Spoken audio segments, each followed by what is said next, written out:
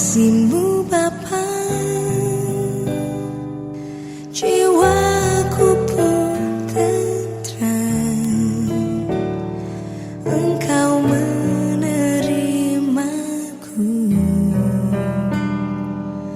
dengan sepenuhnya. Walau dunia melihat rupa, namun kau memandangku sampai ke kedalaman hatiku.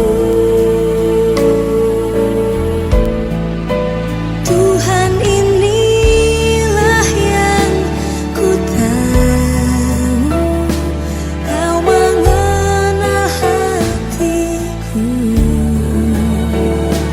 jauh melebihi semua yang terdekat sekalipun. Tuhan, inilah yang ku mau, kau menjaga hatiku supaya kehidupan memancar senantiasa.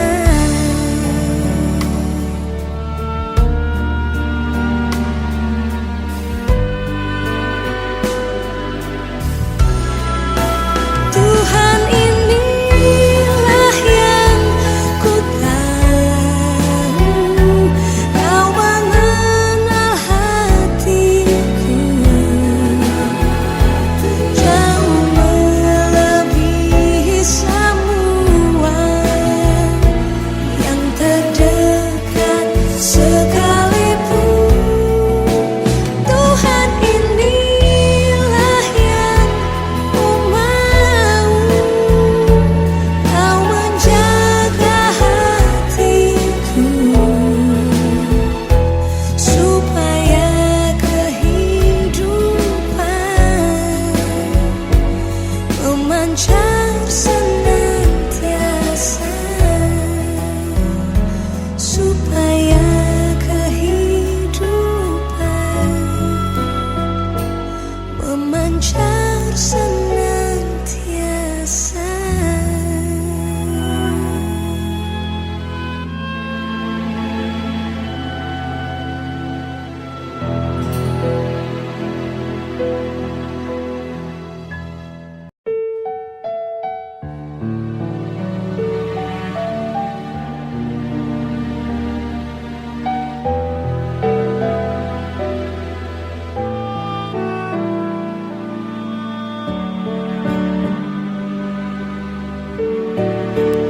Hanya dekat kasihmu Bapa, jiwaku pun tentram. Engkau menerimaku dengan sepenuhnya. Walau dunia melihat rupa, namun kau memandangku sampai ke kedalaman hatiku. Tuhan, inilah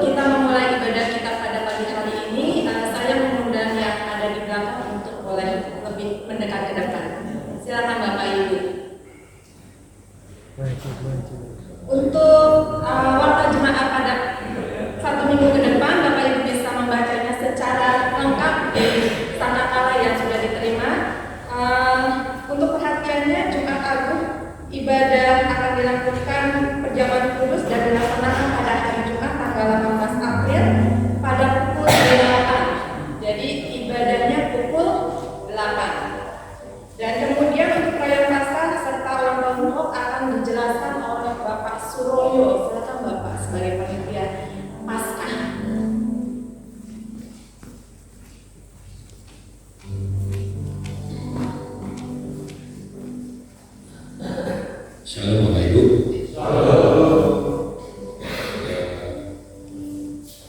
Untuk Paskah tahun ini kita akan rayakan setelah ibadah Paskah. Sedianya ibadah Paskah akan diadakan jam 8 pagi. Nah, panitia Paskah sudah menyiapkan beberapa aktivitas setelah ibadah raya Paskah. Untuk yang pertama, khusus untuk anak sekolah minggu akan ada 2 kegiatan. Yang pertama untuk kelas kecil itu akan kita mencari telur, dipandu oleh guru sekolah minggu dan juga anak-anak remaja. Yang kedua untuk yang kelas gede itu mencari harta karun, jadi mencari telur dengan petunjuk atau kuis. Dia harus memecahkan masalah dulu baru tahu tempatnya. Berikutnya setelah ibadah kita jemaat diajak untuk kegiatan kebersamaan. Nah, kegiatan ini ada beberapa. Yang pertama akan ada games yang dipandu oleh anak remaja. Gamenya outdoor dan indoor. Jadi gamenya nanti semoga cuacanya cerah, jadi ada di luar. Terus nanti akan ada yang di dalam. Yang perlu jadi perhatian adalah ada kegiatan lomba menghias makanan. Jadi bukan lomba memasak, lomba menghias makanan. Lomba menghias makanan ini artinya akan dibagi 5 wilayah. Yang pertama 119, 1819 TS, sektor A dan sektor B. Nah, masing-masing wilayah akan mendapat 200.000 untuk lomba ini. Apakah harus semuanya lomba menghias makanan? Boleh dalam skala kecil, dalam piring kecil boleh, rampan kecil boleh. Terus bagaimana kalau yang lain, bagian makanan yang lain? Bagian makanan yang lain itu akan menjadi makanan kita bersama setelah perayaan Paskah selesai. Artinya akan jadi makan siang untuk kita semuanya. Nah, untuk yang 200.000 ini akan kami serahkan ke majelis wilayah atau perwakilannya nanti setelah ibadah ini selesai.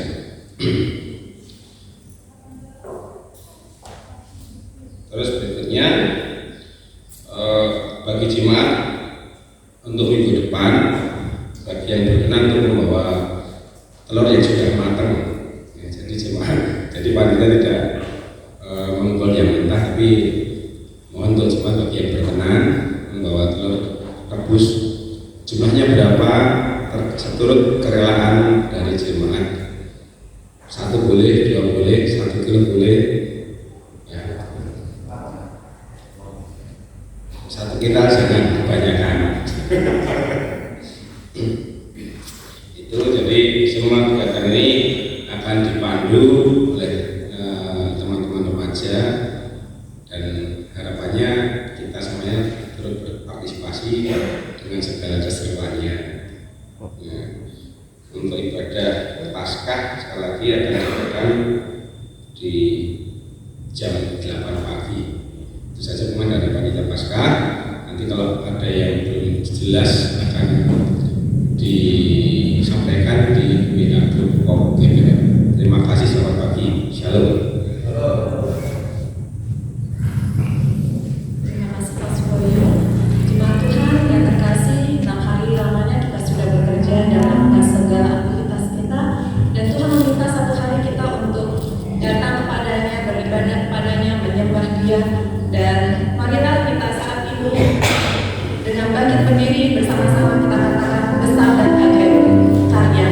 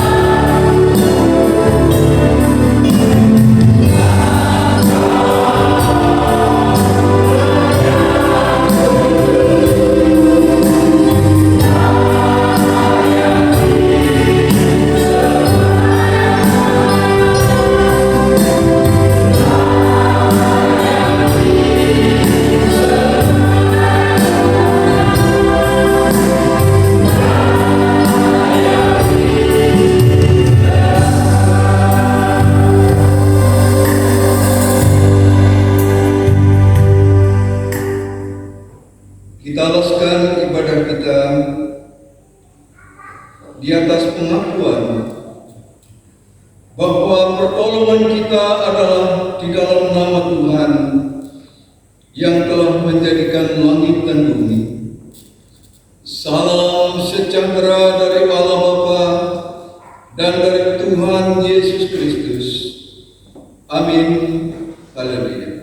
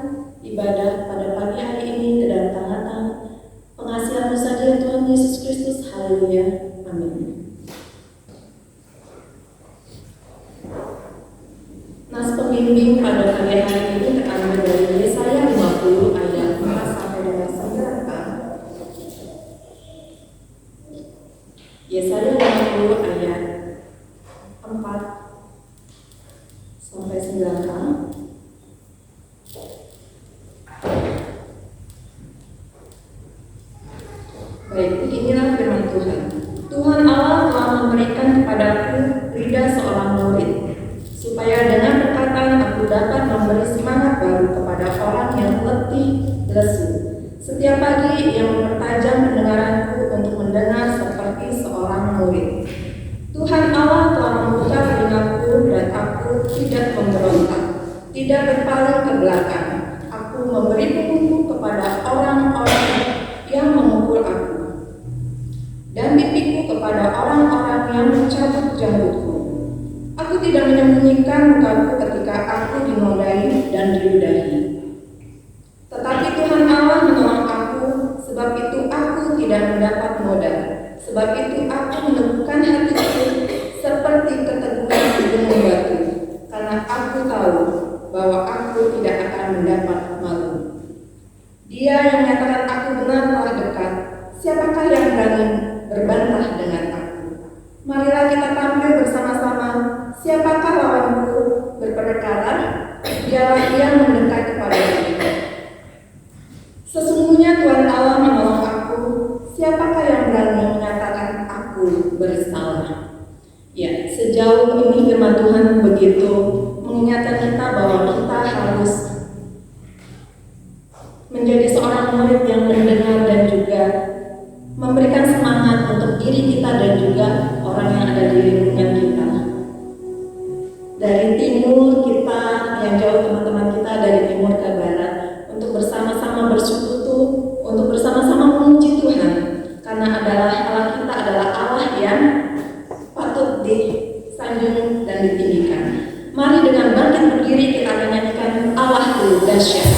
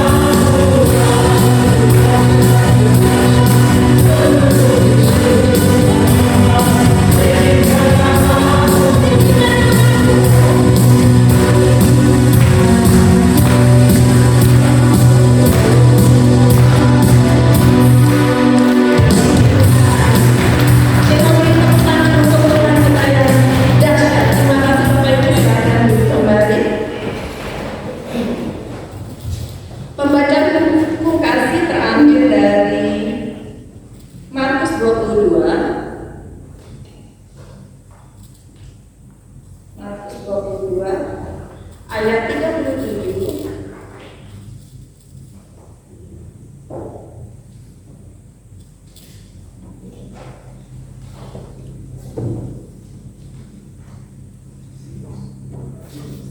Matius 22 ayat 37.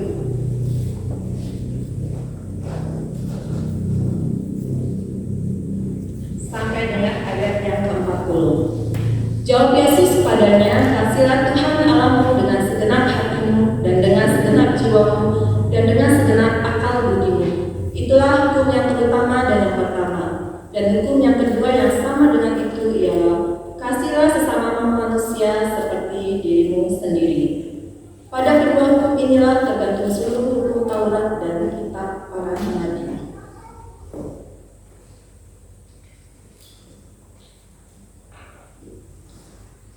Hukum kasih seringkali kita dengar terutama di hari Minggu, di saat kita beribadah, itu selalu kita dengar dan kita baca.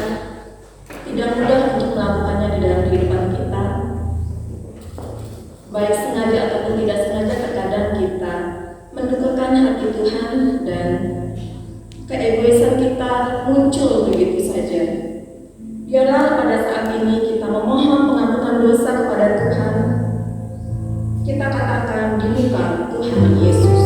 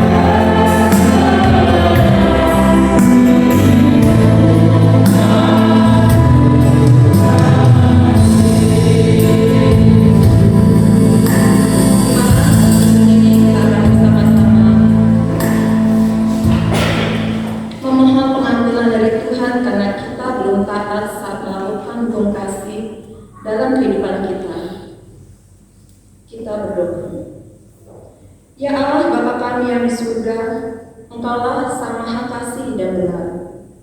Kami mengakui kesalahan dan dosa kami. Ya Tuhan, ampunilah kesalahan kami sebab besar kesalahan itu. Kasihilah kami ya Allah menurut kasih setiamu. Hapuskanlah pelanggaran kami menurut rahmat-Mu yang besar.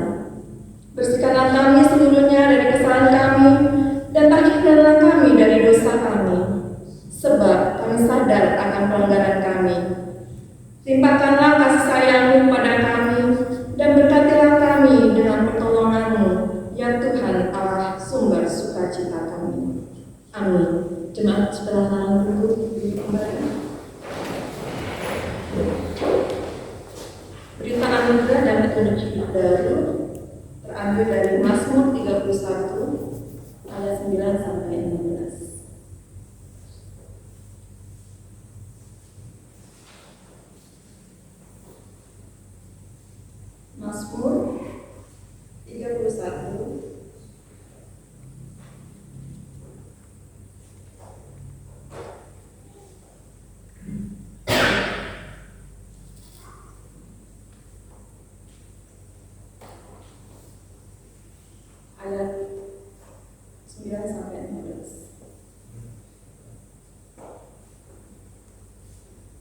Saya akan membacakan yang ganjil dan Ibu Bapak membacakan yang genap.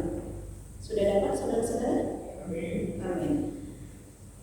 Mazmur 31 ayat 9 sampai dengan 16. Dan tidak menyerahkan aku ke tangan musuh, tetapi menegakkan kakiku di tempat yang tapak. Kasihanilah aku ya Tuhan, sebab aku merasa salah. Karena sakit hatimu adalah mataku, karena aku tidak berguna. Sebab hidupku habis dalam duka dan tahun-tahun umurku dalam keluh kesah. Kekuatanku merosot karena sengsaraku, dan tulang-tulangku menjadi lemah.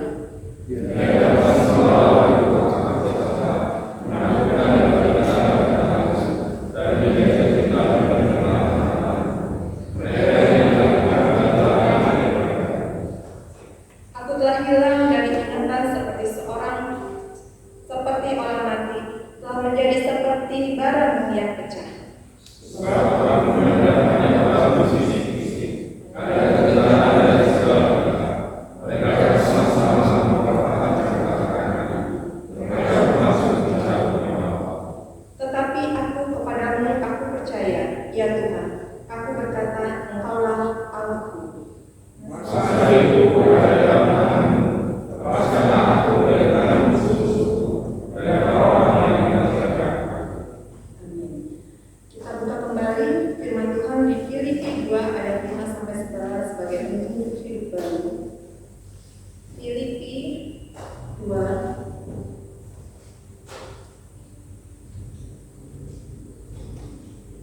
ayat 5 sampai dengan 11. Hendaklah kamu dalam hidup ini bersama mengambil pikiran dan perasaan yang terdapat juga dalam Kristus Yesus, yang walaupun dalam rupa Allah tidak menganggap kesetaraan dengan Allah itu sebagai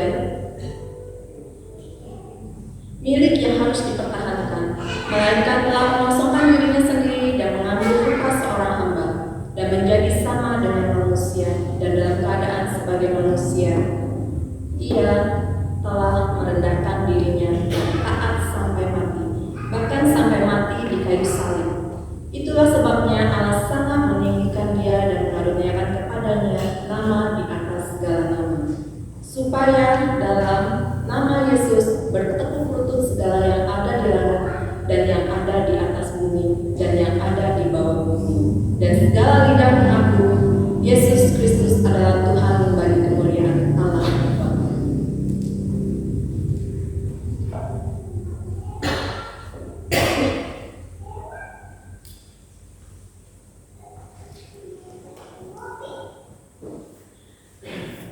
Tiba saatnya kita akan mendengarkan firman Tuhan dan merenungkannya yang akan dibawakan oleh Bapak Pendeta Andio. Sebelumnya kita akan mempersiapkan hati kita bahwa tema pada pagi hari ini adalah ikut merangkul sengsara. Hal ini tidak mudah buat kita, tetapi biarlah kita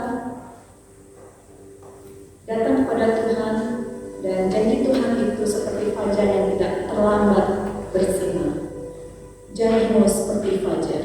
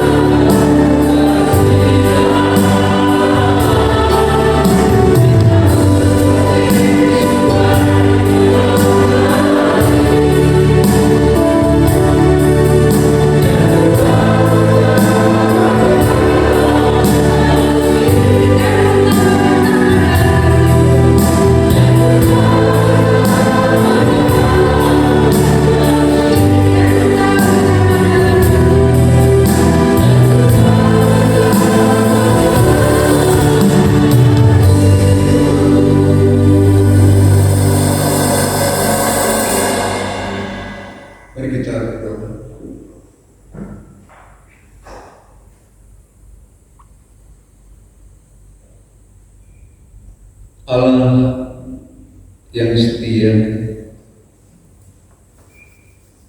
Bahkan ketika kami tidak setia kepadamu, kesetiaan-Mu tidak pernah berkurang. Engkau tetap mendampingi kami, bagaikan fajar pagi yang selalu bersinar.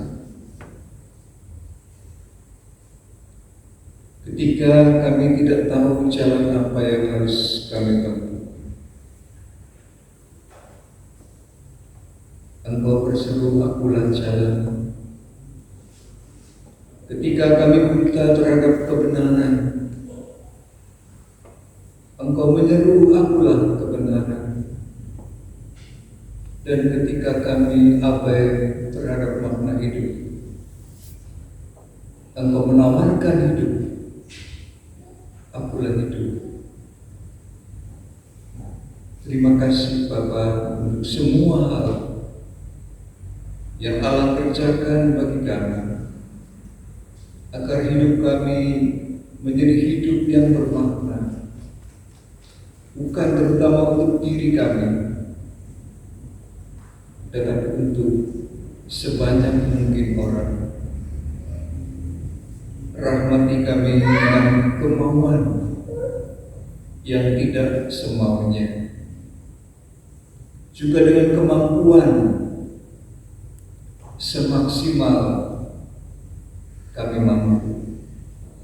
Terima kasih firman-Mu kiranya menolong kami di dalam Kristus Sang Firman yang hidup. Amin.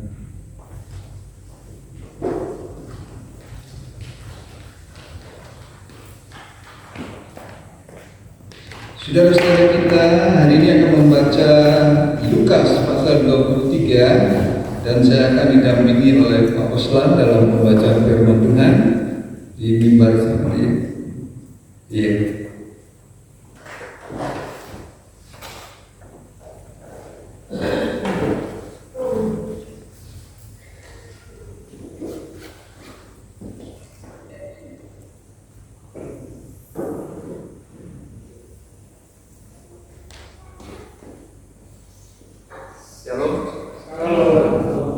Membacakan bagi kita semua di dalam Lukas 23 ayat yang pertama sampai dengan 49. Yesus di hadapan Pilatus. Lalu bangkitlah seluruh sidang itu dan Yesus dibawa menghadap Pilatus. Di situ mereka mulai menuduh dia, katanya, telah kedapatan oleh kami bahwa orang ini menyesatkan bagi kami dan melarang membayar pajak kepada Kaisar, dan tentang dirinya yang mengatakan bahwa ia adalah Kristus, yaitu Raja.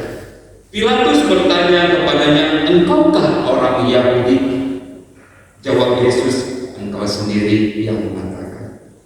Kata Pilatus kepada imam-imam kepala dan seluruh orang banyak itu, aku tidak mendapati kesalahan apapun pada orang ini. Tetapi mereka masih kuat mendesak, katanya, ia menghasut rakyat dengan ajarannya di seluruh Yudea. Ia mulai di Galilea dan sudah sampai ke sini. Ketika Pilatus mendengar itu, ia bertanya, apakah orang itu seorang Galilea? Dan ketika ia tahu bahwa Yesus seorang dari wilayah Herodes, ia mengirim dia menghadap Herodes yang pada waktu itu ada juga di Yerusalem. Yesus di hadapan Herodes. Ayat 8. Ketika Herodes melihat Yesus, ia sangat gila, sebab sudah lama ia ingin melihatnya, karena ia sering mendengar tentang dia. Lagi pula ia mengharapkan melihat bagaimana Yesus mengadakan suatu tanda. Ia mengajukan banyak pertanyaan kepada Yesus, tetapi Yesus tidak memberi jawaban apapun. Sementara itu, imam-imam kepala dan ahli-ahli Taurat maju ke depan dan melontarkan tuduhan-tuduhan yang berat terhadap dia. Maka mulailah Herodes dan pasukannya menista dan mengolok-olokkan mengenakan dia.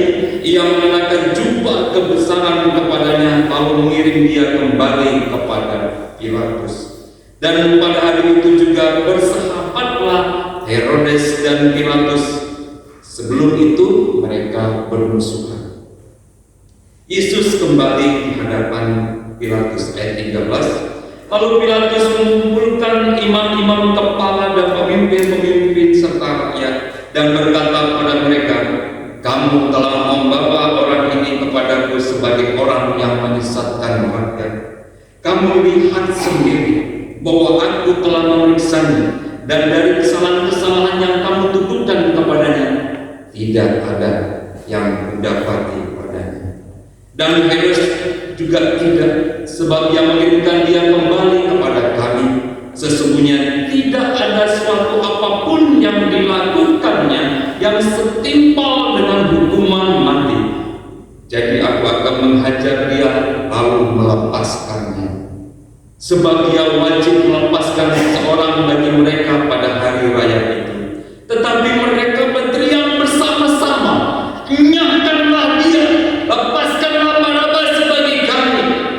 Barabas ini dimasukkan ke dalam penjara berhubung dengan suatu pemberontakan yang telah terjadi di dalam kota dan karena pembunuhan.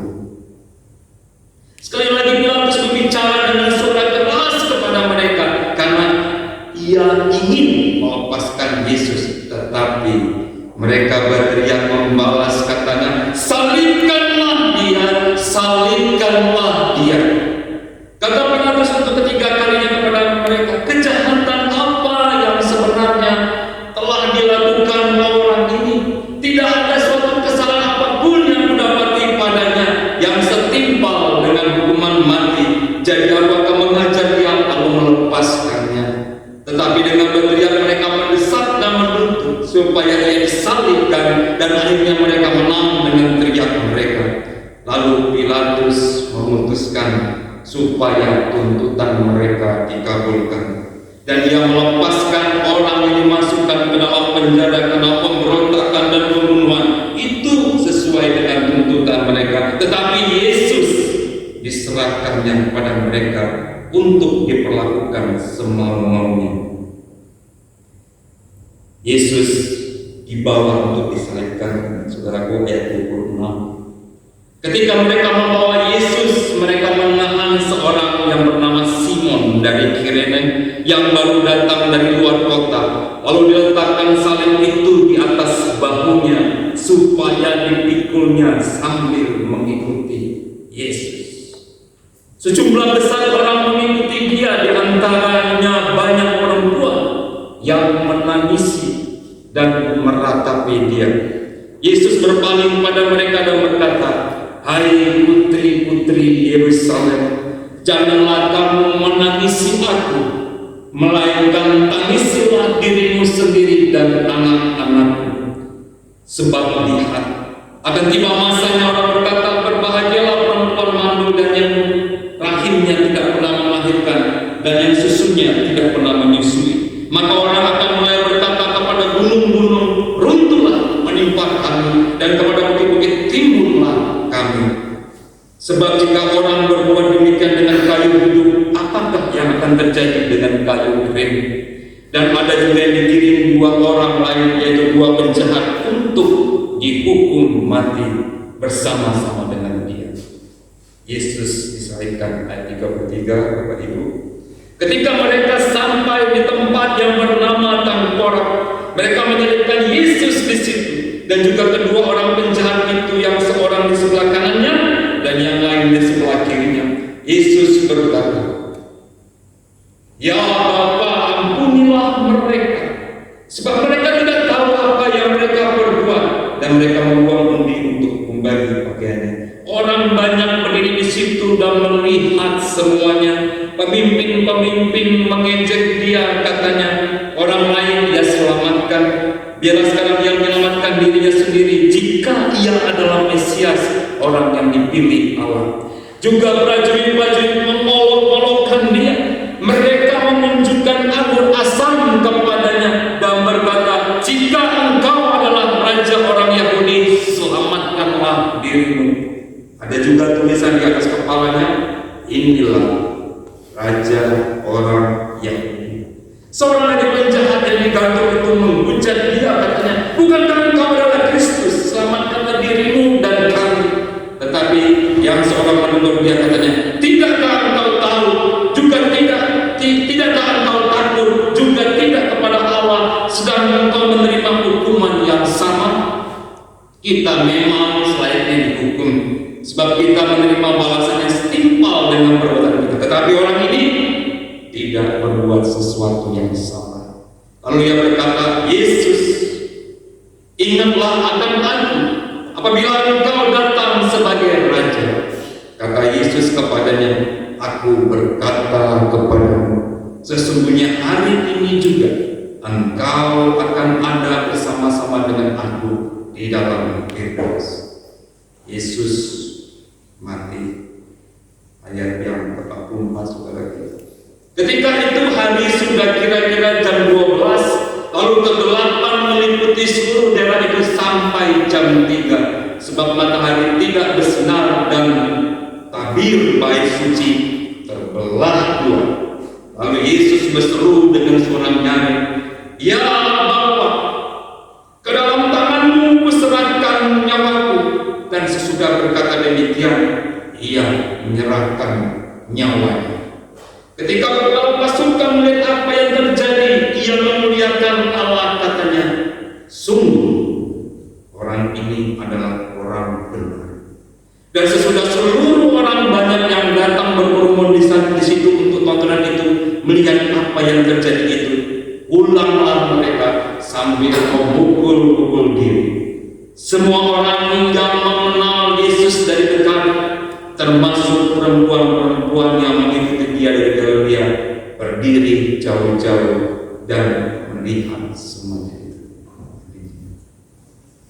Demikianlah firman Tuhan. Terima kasih Pak Waslan yang telah membacakan bagi kita semua.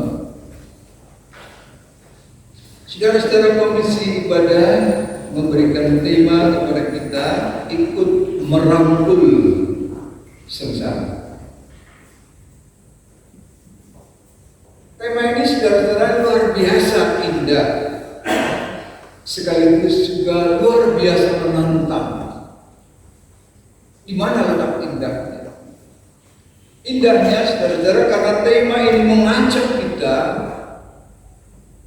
agar supaya hidup kita itu berbagi dengan, dan utamanya bukan dengan mereka yang lagi sukses, bukan juga dengan mereka yang lagi happy-happy, tidak dengan mereka yang lagi pesta, tetapi sebaliknya saat sengsara. Padahal saudara-saudara, natur manusia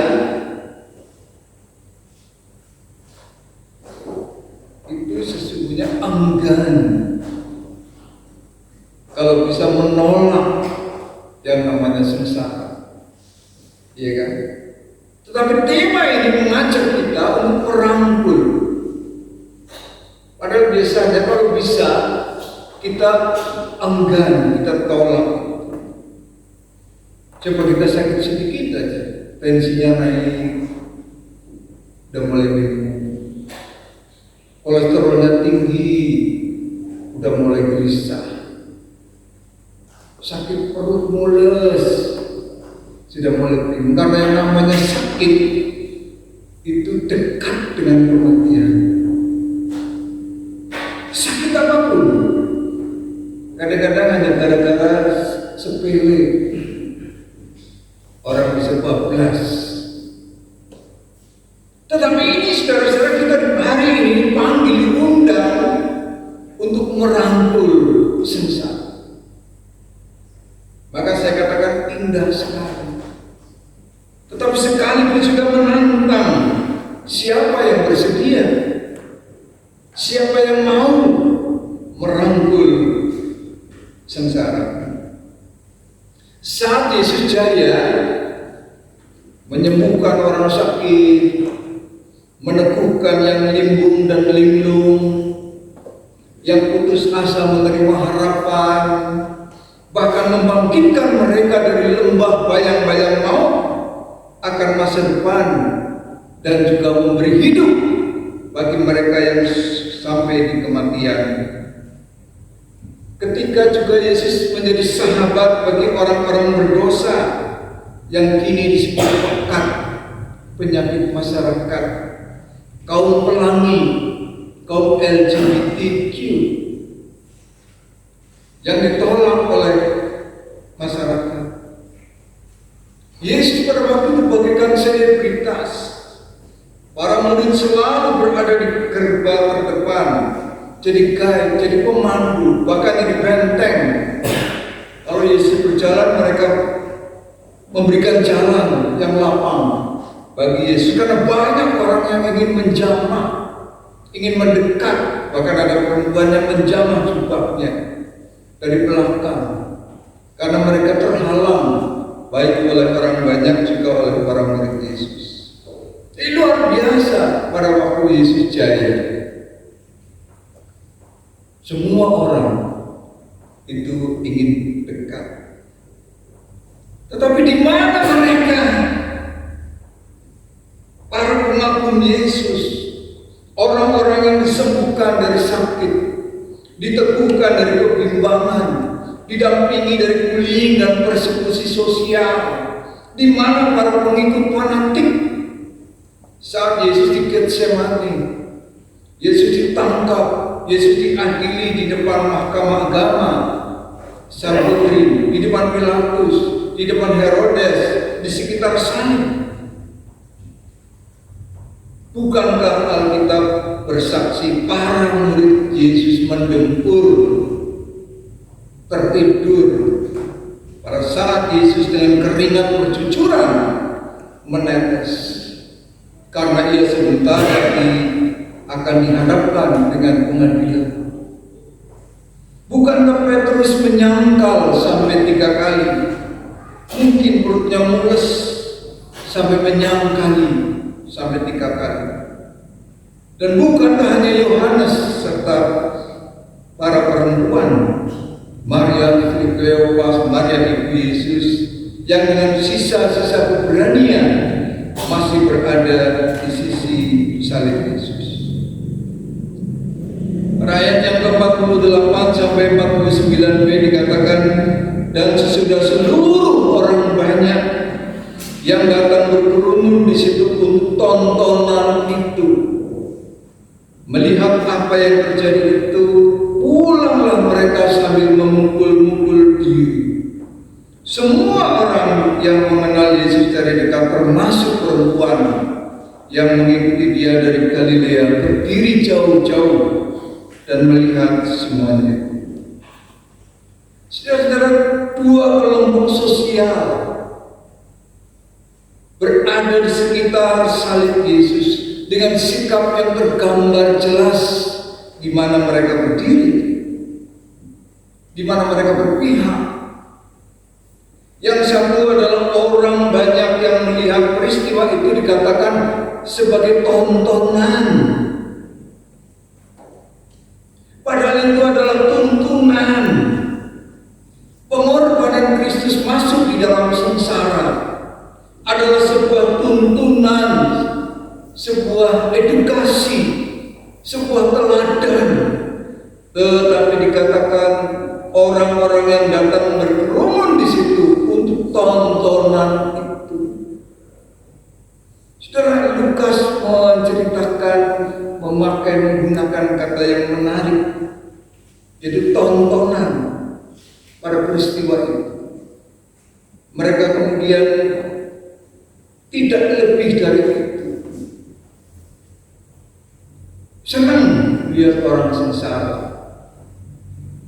senang melihat orang menderita, meskipun mereka pulang dengan memukul-mukul diri, entah senang, entah bunga atau apa. Itu kelompok pertama. Yang kedua, saudara-saudara, murid-murid Yesus. Kalau di dalam Injil Yohanes, murid itu adalah Yohanes itu sendiri dengan para perempuan. Murid termasuk ibu Yesus, Maria, ada di situ. Saudara-saudara sekalian, mereka berada di sekitar salib Kristus sebagai bentuk solidaritas mereka. Mereka tidak ngacir seperti 10 murid yang lain, termasuk Petrus yang katanya siap untuk dipenjara, bahkan siap untuk mati. Tetapi saat pengadilan, proses pengadilan, hukuman, salib, Petrus ngacir, ngumpet entah di mana dan kemana bersama yang lain. Saudara-saudara yang di dekat salib, artinya mereka ikut merangkul sengsara. Mereka ikut merasakan apa yang dirasakan oleh Kristus, meskipun sengsaranya tidak sebesar sengsara Kristus. Hanya orang sakit yang tidak merasa sakit dan gelisah atas sengsara sesamanya, apalagi adalah guru agungnya, itu pasti orang sakit. Kalau dia tidak ikut merasakan sengsara atas kesengsaraan orang lain, mungkin tidak sakit fisiknya, tetapi mentalnya sakit oleh kekerasan hatinya, menderita oleh ketumpulan perasaannya, meskipun mungkin tidak disadarinya. Saudara-saudara sekalian, manusia dapat disakiti perasaan hatinya. Manusia dapat digelisahkan oleh kesadaran dirinya, disiksa oleh nuraninya. Sebuah lampu yang sumbang itu sudah cukup untuk menyakiti telinga. Sebuah keadaan sosial yang tidak kondusif tidak cukup untuk menjadi seseorang terintimidasi. Dan perang yang jauh di benua sana pun sudah cukup membuat orang gelisah karena dia punya perasaan. Nah, saudara-saudara sekalian, maka berada di seputar salib Yesus adalah langkah yang berani. Karena saat itu orang-orang terdekat Yesus di dalam posisi yang sama sekali tidak aman. Mereka juga akan menjadi sasaran tembak, seperti yang biasa terjadi dalam kegaduhan dan kerusuhan sosial. Pasti orang-orang yang sedekat dengan yang bersangkutan, di dalam hal ini adalah Yesus, itu pasti mereka juga akan diamankan oleh aparat.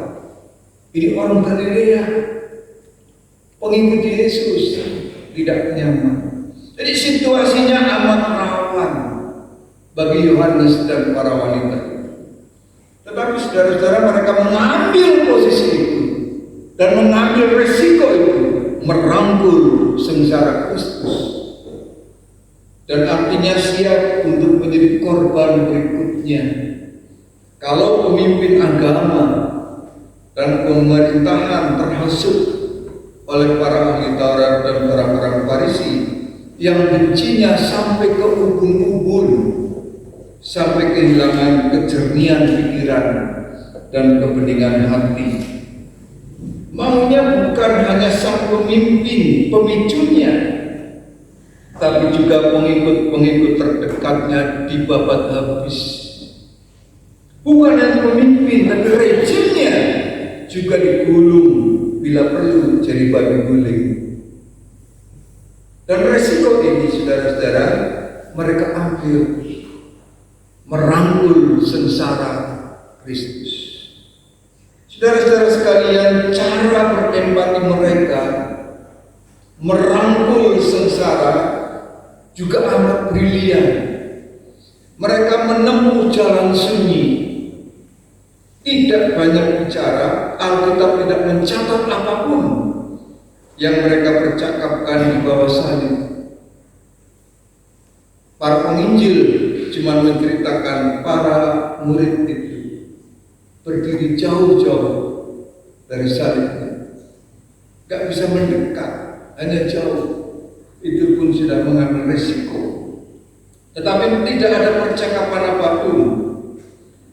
Mereka ada di bawah salib itu, tetapi kedekatan dan keberadaan dengan Yesus yang menderita jauh lebih keras tinimbang suara toa yang nyaris kehilangan kemanusiaan saat tidak bisa memanusiakan sang lian, apalagi sang lian yang sedang menderita sekarat dan mati.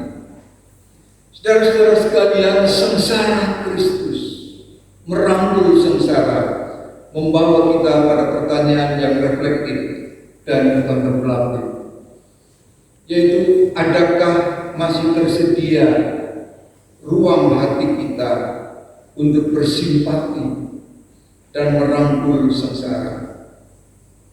Ada tidak kita punya menyediakan ruang hati untuk yang sengsara, yang menderita itu?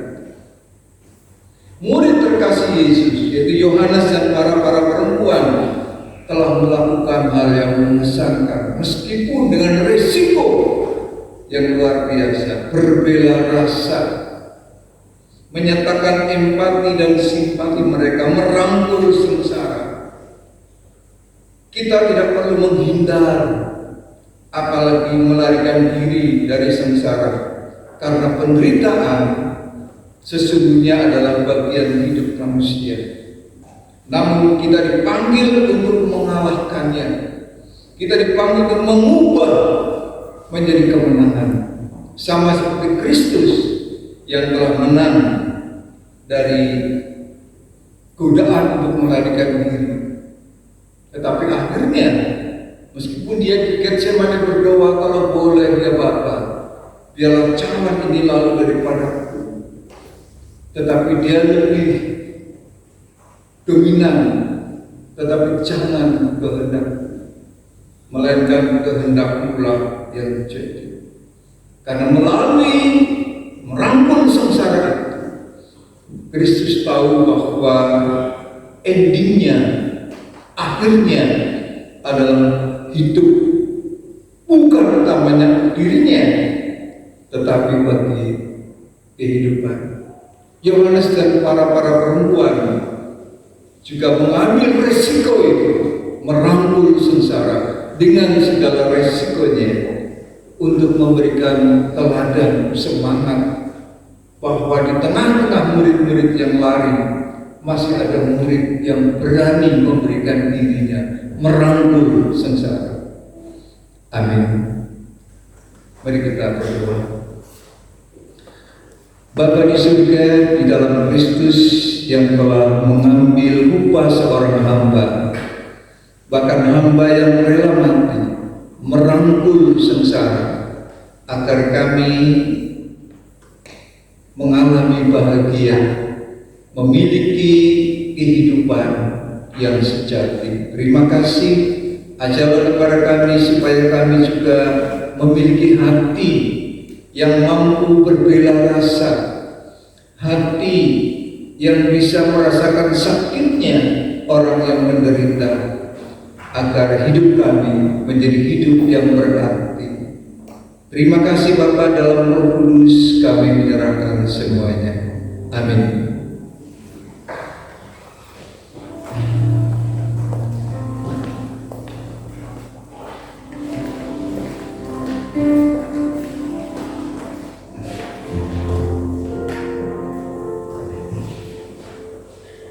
Menjadi seorang Kristen adalah menjadi pengikut Kristus di dalam kesukaan atau berkat yang ada. Kita akan merasa senang, tetapi kita juga harus ikut tangkulan di dalam kesengsaraan. Begitu tidak mudah, tetapi biarlah kita terus berjalan bersama Tuhan, sehingga Tuhan membukakan jalan untuk kita melalui masa-masa sulit kita. Dia buka jalan, kita akan responi firman Tuhan ini.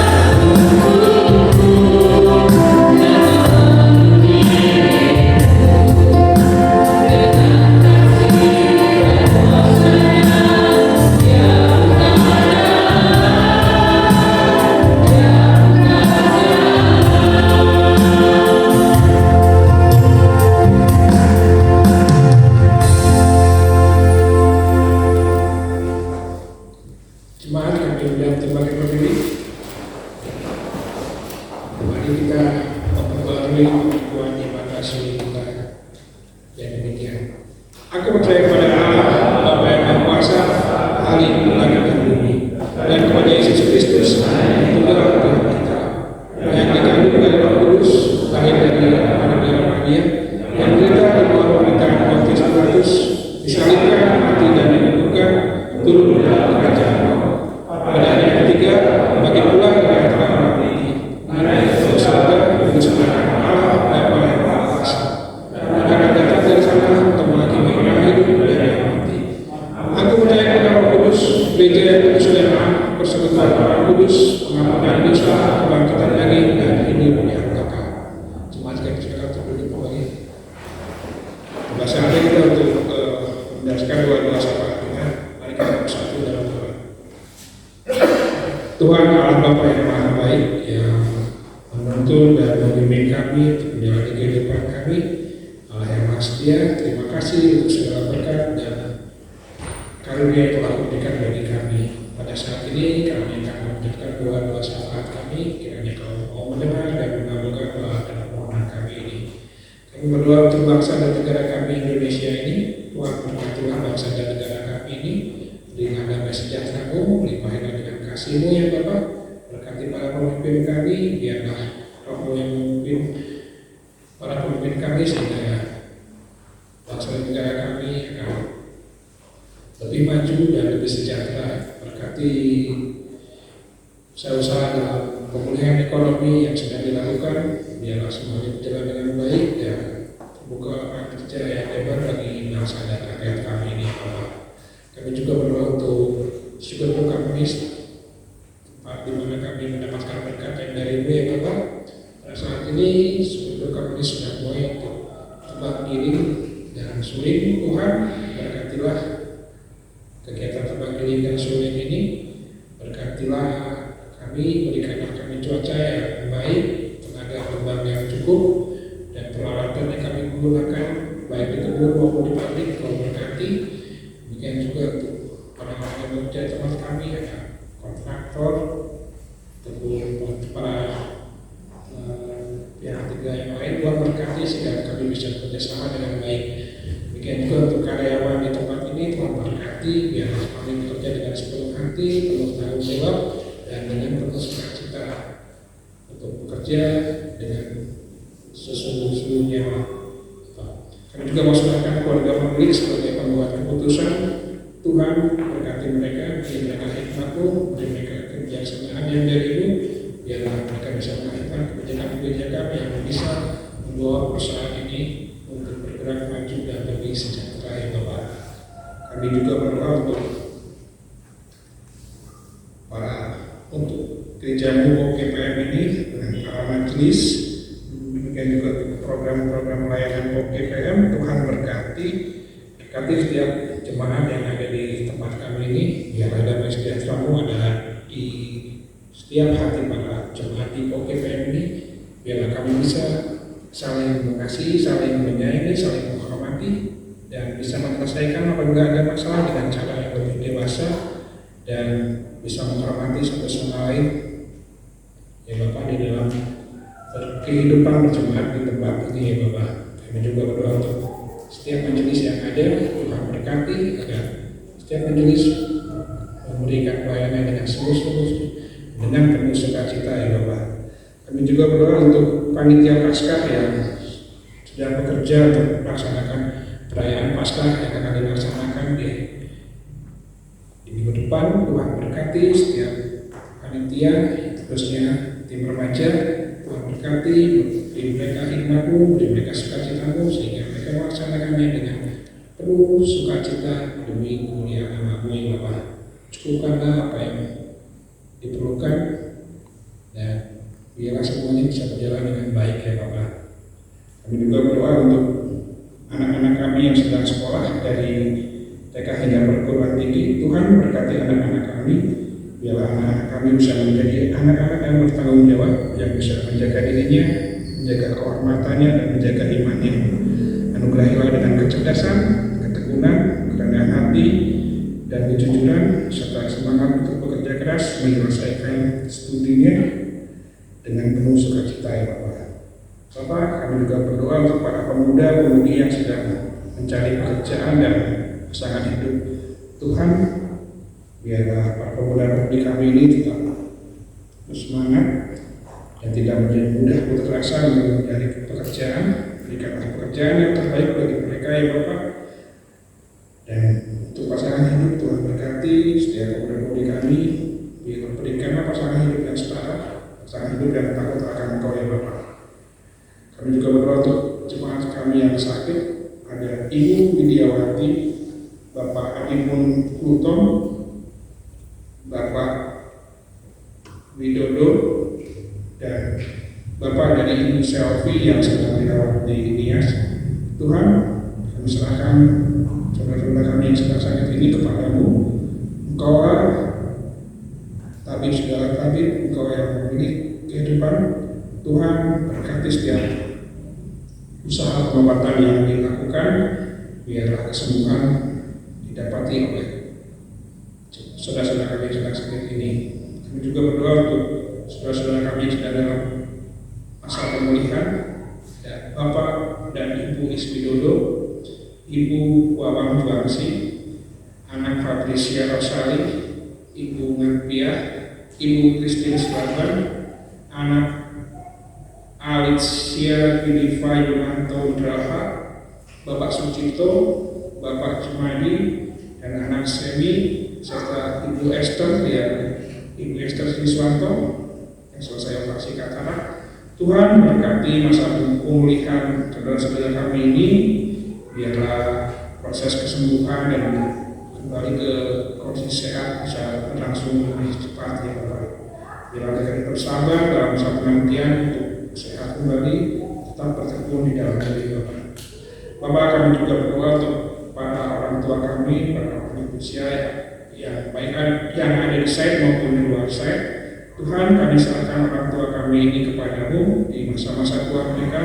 Biarlah sukacitamu ada dalam diri mereka, biar mereka bisa menikmati hidup mereka di masa usia lanjut ini dengan kegiatan-kegiatan yang menyenangkan hati mereka dan menyenangkan hatimu. Pelihara mereka, berkatilah kehidupan mereka. Demikianlah ya Bapak, doa-doa dan permohonan kami ini kami ikhlaskan di dalam nama Yesus Kristus yang telah mengajar kami berdoa yang demikian. Bapa kami di surga, dikuduskanlah namamu, datanglah kerajaanmu, jadilah kehendakmu di bumi seperti di surga. Berilah kami pada hari ini makanan kami yang secukupnya, dan ampunilah kami kesalahan kami, seperti kami juga kepada yang bersalah kepada kami. Dan jangan membawa kami ke dalam pencobaan, dan lepaskanlah kami dari yang jahat, karena Kau yang punya kerajaan dan kuasa dan kemuliaan sampai selama-lamanya. Amin.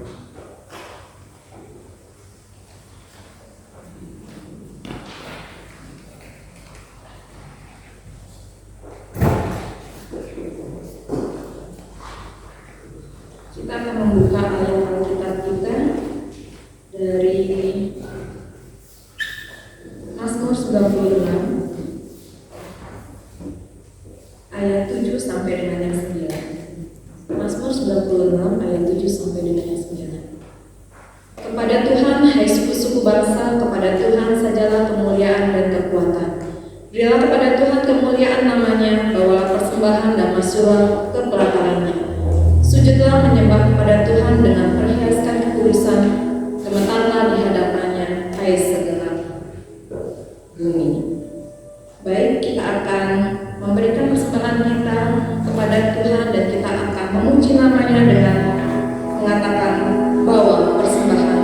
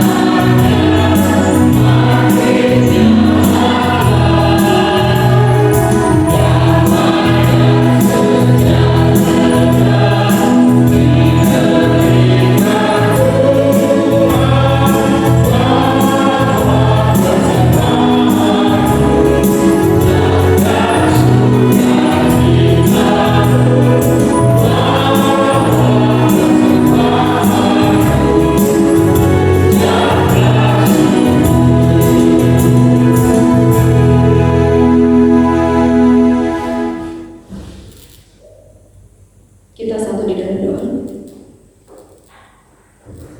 Tuhan Allah kami, sumber berkat kami, sumber sukacita kami mengucap syukur Tuhan untuk setiap berkat-berkat yang Tuhan berikan bagi kami. Dan pada pagi hari ini kami bersyukur diberikan kesempatan untuk mempersembahkan persembahan bagi Engkau. Kiranya persembahan ini Tuhan bisa menjadi alat pelayanan di tempat ini dan memperluas kerajaan-Mu. Kiranya Tuhan yang memberkati setiap tangan-tangan yang sudah memberikan, dan Tuhan juga memberkati majelis yang mengelolanya. Terima kasih Tuhan Yesus untuk setiap berkat yang Kau berikan. Haleluya. Amin. Jemaat Tuhan, tiba kita akan menutup ibadah kita pada pagi hari ini. Kita akan kembali di tengah-tengah masyarakat tempat di mana kita bekerja, kita sebagai pelajar ataupun peran yang Tuhan berikan bagi kita. Biarlah kita turut di dalam kesengsaraan Tuhan dan kita menyerahkan sepenuhnya ke dalam tangan Tuhan, dan kita akan selalu ingat akan nama Yesus yang memberikan kekuatan dan juga peneguhan untuk kita supaya kita layak dan menjadi pengikut Kristus yang sejati. Kita akan menyanyikan lagu Ingat Akan Nama Yesus.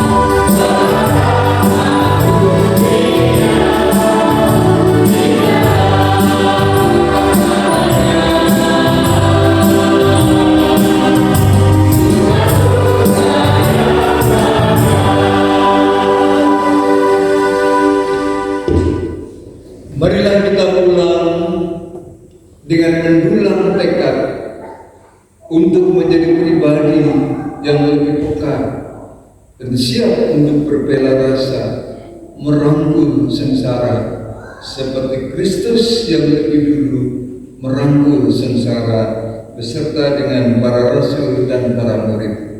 Terimalah berkat-Nya. Tuhan memberkati dan melindungi saudara. Tuhan menyinari saudara dengan wajah-Nya dan memberi saudara kasih karunia. Tuhan menghadapkan wajahnya kepada saudara dan memberi saudara damai sejahtera sekarang sampai selamanya. Di dalam nama Bapa, Putra dan Roh Kudus. Amin.